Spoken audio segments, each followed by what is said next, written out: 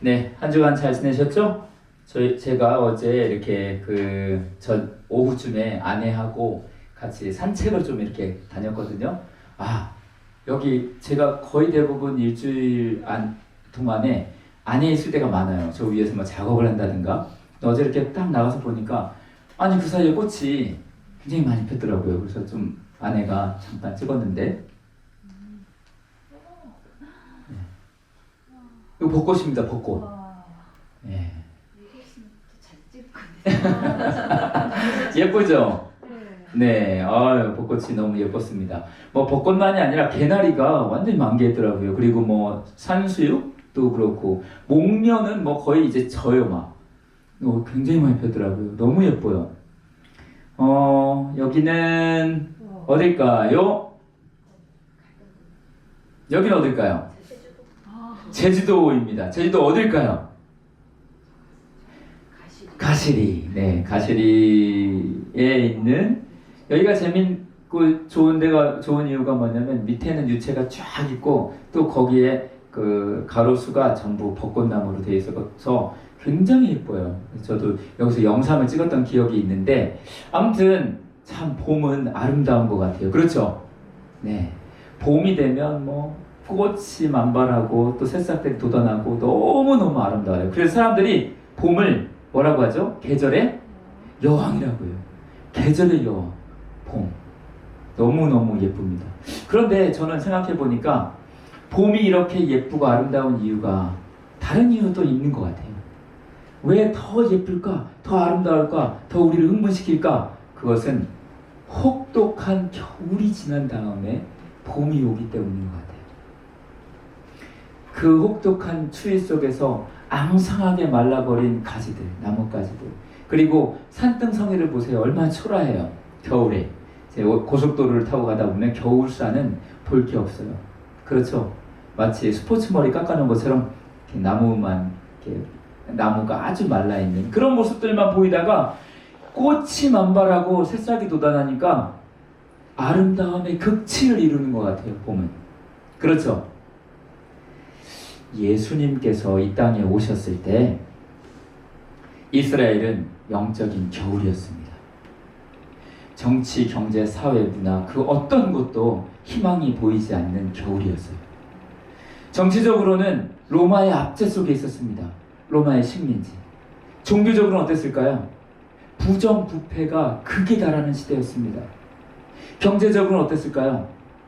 정말 먹고 살 것이 없는 굶주림에 허덕이는 그런 백성들이 많은 그런 시기였습니다. 그 어떤 것도 이들에게 희망이 될 수 없는 그러한 시대를 살고 있었습니다. 그때 누가 오셨느냐? 예수님이 오셨습니다. 그 예수님께서 오신 다음에 공생의 사역을 시작하시면서 곳곳을 돌아다니시는데 가는 곳마다 복음의 꽃을 피우십니다. 예수님이 가시는 곳마다 그 가난하고 소외된 백성들에게 말씀이 전해집니다. 얼마나 그 말씀이 좋았으면 그 사람들이 쫓아다녀요. 예수님의 말씀을 들으려고. 그리고 병든 자가 치유받습니다. 걷지도 못하고 앞을 보지도 못하고 온 몸에 문둥병이 걸려가지고 누워있어야만 하는 사람들이 회복되기 시작합니다. 얼마나 아름답습니까? 심지어 병만 고쳐주는 게 아니라 악한 영을 쫓아줍니다. 정신적으로 힘들었던 사람들 치유해주고 고쳐줍니다. 그리고 거기다 더 경제적으로 어려워서 먹을 것이 없었던 사람들에게 먹을 것을 주십니다. 떡과 물고기를 가지고 5,000명을 먹이십니다. 이런 놀라운 역사, 나중에는 죽은 사람도 살리십니다. 그리고 죄인이 죄 용서를 받습니다. 이 놀라운 역사들이 예수님이 가는 곳곳마다 일어납니다. 마치 혹독한 겨울이 지나고 복음의 꽃이 피듯이 온 이스라엘 땅에 예수님이 가는 곳마다 봄이 오는 것 같았습니다. 그래서 예수님이 예루살렘에 입성하실 때에 제자들을 비롯해서 많은 사람들, 아니 예루살렘의 모든 사람들이 다 나와서 예수님을 환영합니다. 호산나, 호산나, 우리를 구원해 주십시오. 당신을 기다렸습니다. 당신이 우리를 구원해 주실 것이라 믿습니다. 이제 드디어 이스라엘에 봄이 왔습니다. 꽃이 만발할 것입니다. 이제 우리는 꽃길만 걸을 것입니다. 라고 하며 예수님을 열렬히 환호하며 맞이합니다. 그런데 정말 이스라엘 사람들이 기대했던 것 같은 이스라엘의 정치적, 사회적, 경제적, 문화적 꽃이 피는 봄이 왔을까요? 어떻게 됐을까요? 예수님은 로마의 압제에서 구해준 게 아니라 로마 군병에게 끌려가셨습니다.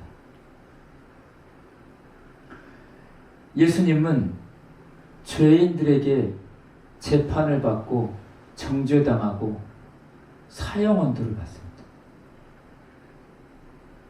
아니, 그동안 예수님께서 행하셨던 놀라운 능력, 죽은 자까지도 살렸던 그 능력, 보리떡 5개와 물고기 2마리로 5,000명을 먹였던 그 능력은 어디에 갔습니까? 예수님은 마치 화려하게 피었던 꽃이 순식간에 지는 것과 같이 비참하고 초라하게 꽃잎이 하나 둘씩 떨어지며 사라지듯이 사람들의 발에 짓밟히듯이 고난을 당하십니다. 사람들은 분노하기 시작했어요.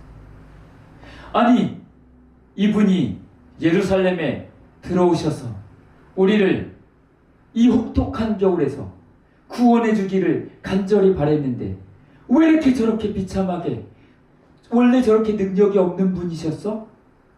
이러려고 여기 오신 거야? 우리가 기대했던 그러한 봄날은 누가 우리에게 가져다 주는 거야? 저분이 아니었던 거야? 이 배신감에 예루살렘의 모든 사람들, 예수님을 그렇게 열렬히 환영했던 사람들은 오히려 거꾸로 예수님을 십자가에 못 박으라고 외칩니다. 십자가에 못 박아라. 십자가에 못 박아라. 라고 외칩니다. 사실 예수님은 아무 말씀도 안 하십니다. 아무 능력도 행하지 않으세요. 그냥 떨어지십니다. 마치 꽃이 지듯이 그냥 떨어져요. 그러던 와중에 진짜 예수님이 이 땅에 오신 목적의 열매가 보이기 시작합니다. 예수님을 신문하던 대제사장이 예수님께 묻습니다. 너는 하나님의 아들 그리스도인가? 예수님이 뭐라고 대답하시죠?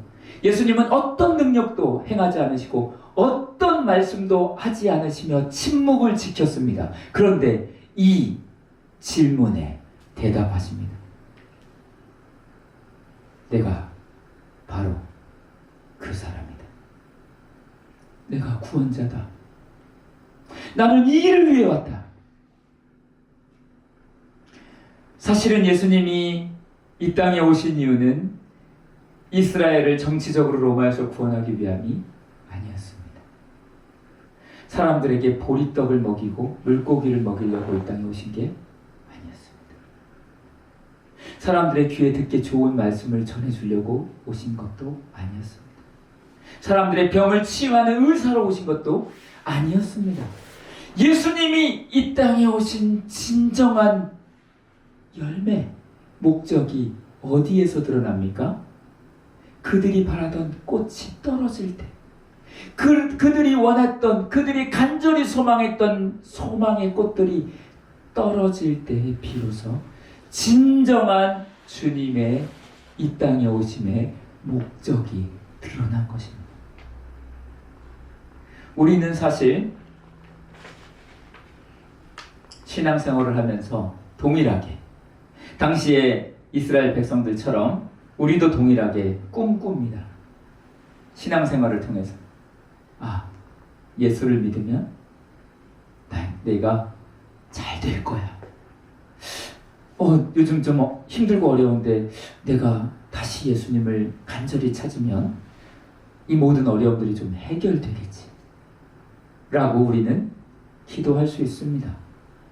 그리고 그 기도로 인해서 진짜로 내 사업이 풀리거나 내 자녀가 잘 되거나 내 모든 막혔던 것들이 관계들이 해결되거나 이럴 수 있습니다.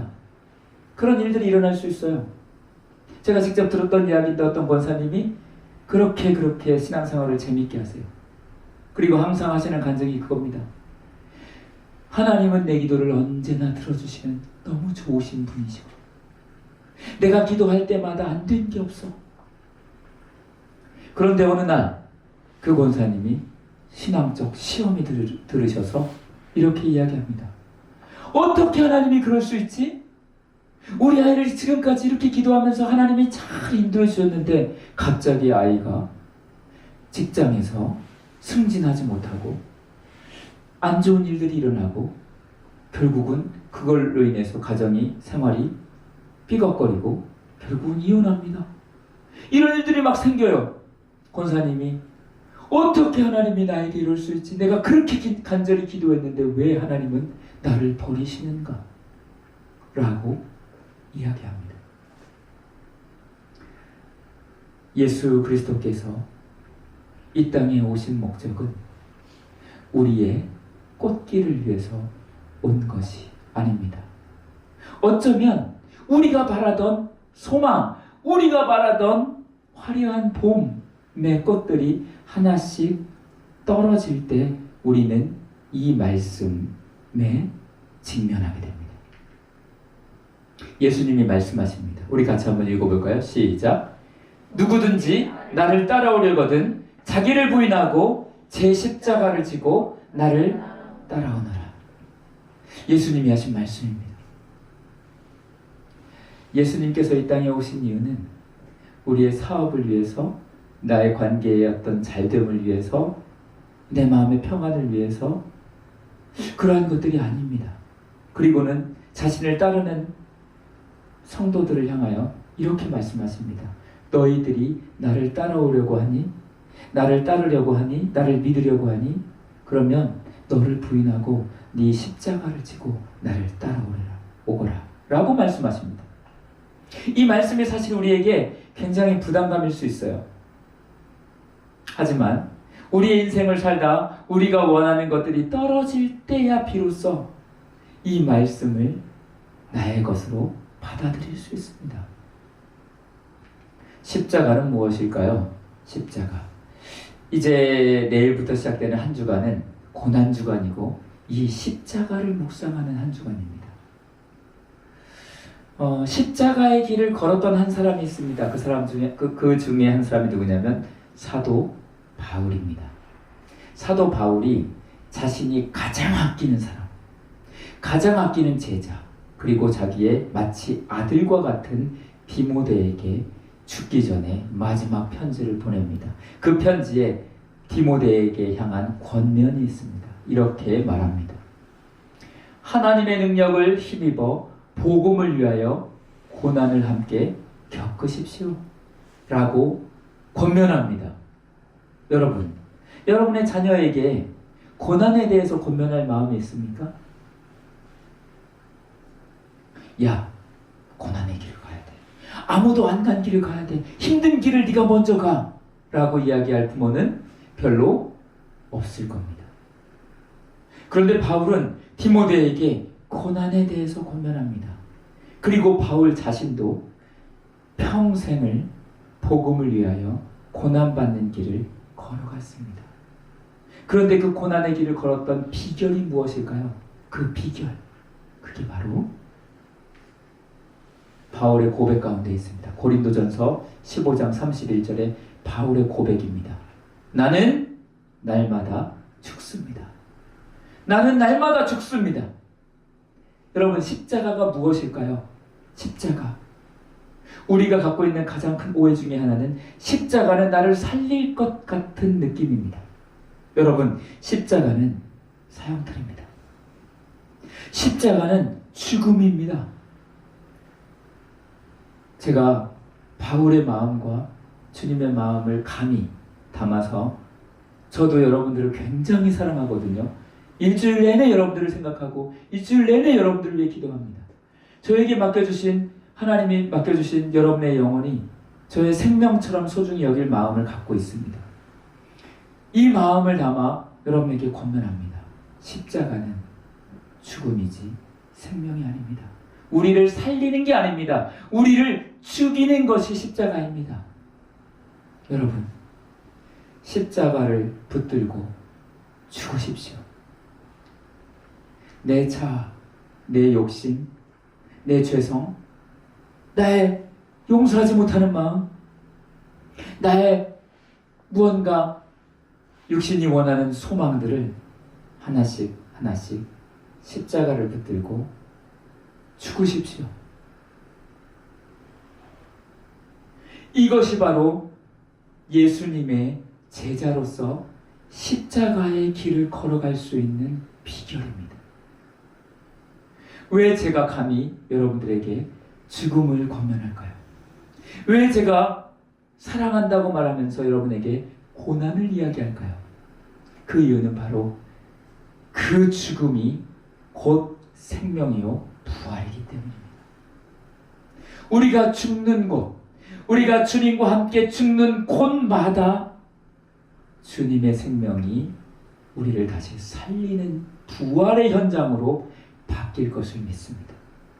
여러분, 죽는 곳이 바로 부활의 현장의 모습입니다. 부활의 현장이 되는 곳입니다. 여러분들이 주님과 함께 죽는 그곳이 바로 부활의 아침을 맞이하는 곳이 될 줄 믿습니다. 우리 마지막으로 이 말씀 같이 한번 읽어보도록 하겠습니다. 갈라디아서 2장 20절입니다. 시작. 내가 그리스도와 함께 십자가에 못 박혔나니 그런즉 이제는 내가 사는 것이 아니요 오직 내 안에 계신 그리스도께서 사시는 것이라. 아멘. 이번 한 주간 동안 고난주간, 월요일부터 토요일까지 이 고난주간을 그냥 보내지 마시고 한 주 한 주 말씀을 묵상하시면서 큐티를 하시면서 십자가의 의미가 무엇인가, 내가 살려고 십자가를 붙들었다면 거기부터가 첫 단추가 잘못된 거예요. 여러분, 십자가를 붙드는 이유는 죽으려고 하는 겁니다. 죽기 위해 십자가를 붙드는 겁니다. 이번 한 주간 동안 그 십자가를 묵상하면서 내 안에 죽어야 될 것이 무엇인지, 그리고 다시 그리스도와 함께 살아야 될 것이 무엇인지를 한 주간 묵상하면서 은혜로운 고난주간이 됐으면 좋겠습니다. 기도하겠습니다. 사랑의 아버지 하나님, 은혜를 감사합니다. 오늘 십자가를 묵상했습니다. 주님께서 친히 지셨던 십자가는 놀라운 능력을 발휘하는 곳이 아니었습니다. 철저히 죽는 곳이었습니다. 자기를 부인하고 자신의 모든 것을 내려놓아야 하는 곳이었습니다. 사랑의 주님, 우리도 주님이 지셨던 그 십자가, 나를 대신하여 지셨던 그 십자가를 함께 동참하는 믿음으로 한 주간 동안 묵상하며 내 안에 죽어야 될 부분들을 십자가를 붙들고 죽이며 부활의 아침을 맞이하는 놀라운 역사가 일어나게 하여 주옵소서. 감사하며 예수님의 이름으로 기도합니다. 아멘. 아멘. 함께 말씀 묵상 나누도록 하겠습니다. 말씀 나눔.